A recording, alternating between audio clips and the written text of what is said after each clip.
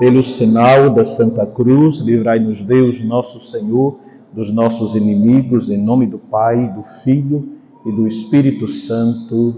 Amém. Louvado seja nosso Senhor Jesus Cristo, para sempre. Nossa Mãe Maria Santíssima. Amados irmãos e irmãs, a maneira que nós vivemos a nossa espiritualidade cristã e católica, ela não é ou não deve ser nunca uma espiritualidade meramente externa, meramente ritual, meramente formal. Ela expressa o nosso interior e ela vai moldando a nossa vida interior. As pessoas que abrem o coração à palavra, as pessoas que abrem o coração ao Espírito Santo, elas vão tendo as suas vidas moldadas, as suas vidas transformadas e as suas vidas inundadas pela graça e pelo poder de Deus. Porque senão, caso contrário, nós estaríamos aqui perdendo tempo, cumprindo uma formalidade, cumprindo uma tradição talvez com T minúsculo, mas nós não estamos aqui nem para perder tempo, nós não estamos aqui para agradar as pessoas, nós estamos aqui nos enchendo do poder e da graça e da misericórdia divina. Eu vejo nos olhares de vocês a sede que vocês têm no coração. Vocês têm sede de Deus. Vocês têm fome do Senhor Jesus. Vocês todos são seguidores de Jesus e estão caminhando com Ele e nele subindo ao Pai. Por isso que hoje nós estamos celebrando a solenidade da Ascensão. Jesus volta para o Pai. E lá do Pai, e no Pai, nos atrai também para o Pai. Mas ao mesmo tempo, Ele está aqui conosco. Ele está na Eucaristia, Ele está no Seu Espírito, no meio de nós. Ele está na palavra, Ele está nas pessoas e nos mais pobres. O Senhor, voltando para o céu, não nos abandona, não retira de nós nada. Pelo contrário, Ele dá a nós tudo aquilo que é dEle, Sua palavra, tudo aquilo que está dentro dele, seu Espírito e a sua própria pessoa. Por isso que ao celebrarmos a ascensão do Senhor, nós estamos descobrindo, atenção aqui todos nós estamos descobrindo a nossa autêntica missão de cristãos e de católicos. É isso que eu quero revelar para vocês hoje. Jesus volta para o Pai, Ele cumpre a missão aqui na terra, pela qual o Pai enviou e volta para o Pai. Mas antes de voltar para o Pai, Ele dá ao corpo dele, que é a igreja, eu e você, a missão dele. Então nós sabemos qual é a nossa missão. Você não está aqui no mundo simplesmente empurrando a vida com a própria barriga. Não, você está aqui no mundo porque depois de redimido, você tem uma missão maravilhosa. Gostaria de maneira muito breve, decifrá-la. Por isso que esteja com os ouvidos atentos, com a inteligência aberta, com o coração preparado como um bom terreno, para você descobrir o que foi que Jesus te deu, a missão que Ele concedeu a você. Existe nas Escrituras, implicitamente e explicitamente, 3 ide. Eu vou para o primeiro. O primeiro ide é, na verdade, um vinde, mas a igreja diz, ide. Jesus disse, vinde a mim, vós todos que estáis cansados e aflitos, e eu vos aliviarei. Essa é a primeira missão da igreja. E a igreja diz a você, ide a Ele. Ficai aos seus pés, na sua presença. É muito importante, meus irmãos. O Senhor Jesus, no capítulo 13 do mesmo 3, no mesmo Evangelho de Marcos, diz que Ele escolheu e designou para si aqueles que Ele quis. E o texto bíblico diz, e foram a eles. Então, nós temos uma belíssima vocação. A vocação de estarmos aos pés de Jesus. Aos pés de Jesus em intimidade. Então, a nossa primeira grande vocação é sermos íntimos de Jesus aqui na terra. É termos a nossa vida interior. A nossa vida de oração. A pessoa que reza, a pessoa que ora com a palavra de Deus, ela está desenvolvendo a sua vocação cristã. Porque, em primeiro lugar, Jesus não chamou você para fazer coisas pelo mundo, na igreja ou pela própria igreja. Não. O Senhor chamou você para você ser dele. E ele diz a você, repito, vinde a mim.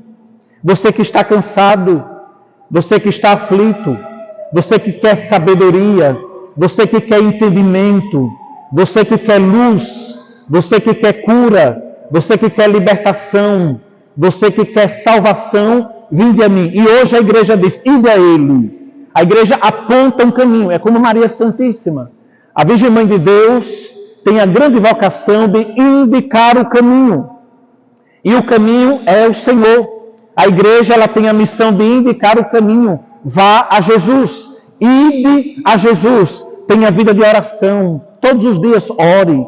Leia a sua palavra. Seja uma pessoa discípula. Aquele que está aos pés de Jesus para ouvi-lo, para contemplá-lo, para se preencher da presença e conservar uma presença, é um discípulo. Tudo começa aqui. Tudo parte daqui. Por isso, a missa que nós participamos diariamente e aos domingos, o que é? O que significa? É um ide. Ide ao Senhor. É um vinde. Ele nos convida. Ele nos atrai. E o nosso coração se sente atraídos pelo Senhor. Atraídos pela sua palavra. Atraídos pelo seu Espírito. Esta é a primeira parte. Tudo começa daqui. Quando não tem essa primeira parte, as outras não se desenvolvem. E a pessoa ela não vive sob a graça, sob a ótica e sob a vontade e a missão que o Senhor nos concedeu. O segundo ide está no Evangelho de hoje. Tome comigo o Evangelho de São Marcos, o capítulo 16, que nós acabamos de ouvir, o versículo 15. Jesus diz assim, ide pelo mundo inteiro e anunciai o Evangelho a toda criatura. Essa é a segunda parte da nossa missão, evangelizar. Pregar a palavra. Você não está aqui só para receber a palavra. Você está aqui para recebê-la, vivê-la e transmitir. E agora, meus irmãos, eu não estou falando de algo a ser feito. Não. Estou falando da natureza da igreja. A igreja existe, já disse a primeira parte, para estar aos pés do seu Senhor. É a vida íntima. E quem não é, não vive como igreja. Não vive como corpo místico de Cristo. Ainda é frequentador de missa, simpatizante do catolicismo, tem gosto religioso. Somente os íntimos começam a viver o seu batismo. E dessa intimidade desdobra o segundo ide. Ide pelo mundo, pregai o Evangelho a toda criatura. Meus irmãos, nós somos missionários. Meus irmãos, nós somos anunciadores da palavra. Essa é a sua missão e a sua vocação. Anunciar a palavra. De que maneira, Padre? De maneira categórica. De maneira simples e categórica. A nossa boca, ela foi feita e ungida pelo Senhor para pregar a palavra. Estava o profeta Isaías em oração na presença de Deus. Isaías, no capítulo 6, teve uma visão. E nessa visão, Isaías viu o trono de Deus e Deus precisando de profeta para profetizar, para anunciar a palavra.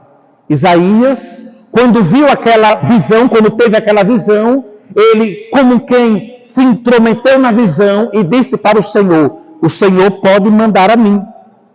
E do altar de Deus veio um querubim e trouxe uma brasa ardente e purificou a boca do profeta Isaías para proclamar a palavra. De hoje a 8, nós estaremos aqui celebrando o derramamento do Espírito Santo. A primeira coisa que o Espírito Santo faz quando desce numa pessoa é dar a graça das línguas, a graça de falar, a graça de proclamar as maravilhas de Deus. Então, o cristão, ele é por natureza, anunciador da palavra, dentro de casa, e é o lugar mais difícil, no ambiente de trabalho, com os seus amigos. Deixa eu perguntar a cada um de vocês, meus irmãos e meus paroquianos, você tem evangelizado? Você tem falado de Deus? Você tem sido instrumento de bênçãos ou instrumento de desgraça? Ai, Padre, Deus me livre. Sim, quando a gente ocupa a nossa boca com calúnia, com maledicência, com fofoca, você está sendo instrumento de desgraça, de maldição. Mas o Senhor colocou na sua boca uma brasa ardente, que é o Espírito Santo, para você ser instrumento de bênção. E quem é que transmite a bênção? Quem louva, quem bendiz, quem agradece e quem evangeliza. Por isso, meus irmãos, permitam-me, o mundo está de cabeça para baixo, moralmente falando, de cabeça para baixo, espiritualmente falando, porque dentro das nossas casas, chamadas de católicas, não se vive a fé católica. Não se evangeliza mais, não se ensina mais a rezar. Hoje é dia das mães e minha mãe está ali sentadinha. Eu aprendi a rezar com ela. O Pai Nosso, Ave Maria, os mandamentos de Deus. Um dos primeiros presentes que ela me deu foi um livro das Sagradas Escrituras. Eu aprendi a ler a palavra em casa, não porque fui forçado a isto, mas porque é cultura da família católica cristã, ensinar a rezar o texto, ir à missa, ler a palavra, educar. Hoje a gente está bem assim, de maneira bem elegante, mas ao mesmo tempo descristianizado.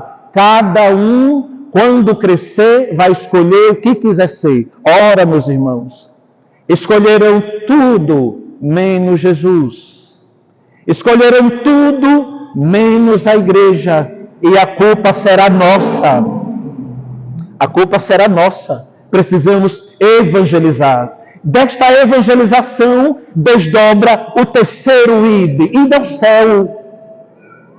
É a nossa caminhada. Jesus está dizendo: vinde benditos de meu Pai, tomai posse da herança. E a igreja de novo diz: ide para o céu, que é a nossa pátria. Ide para o reino dos céus, que é o nosso destino, é o nosso lugar, é a nossa vida. Nós não fomos criados para vivermos para sempre aqui na terra. Aqui nós somos peregrinos. Aqui nós estamos peregrinando em direção à pátria celeste. Ide para o céu. Lá já está a cabeça, Cristo. E Ele está voltando. Escutamos na primeira leitura. Por que vocês estão aí olhando para o alto? Esse Jesus que acaba de subir voltará do mesmo jeito que subiu. E por que Ele voltará? Para nos conduzir para a pátria celestial. Eis, meus irmãos, a belíssima vocação da igreja. Eis, meus irmãos, a nossa vida cristã. Ir ao Senhor, ir às pessoas pregando a palavra e ir para o céu para vivermos com a nossa cabeça, que é Cristo Jesus. Glória ao Pai, ao Filho e ao Espírito Santo.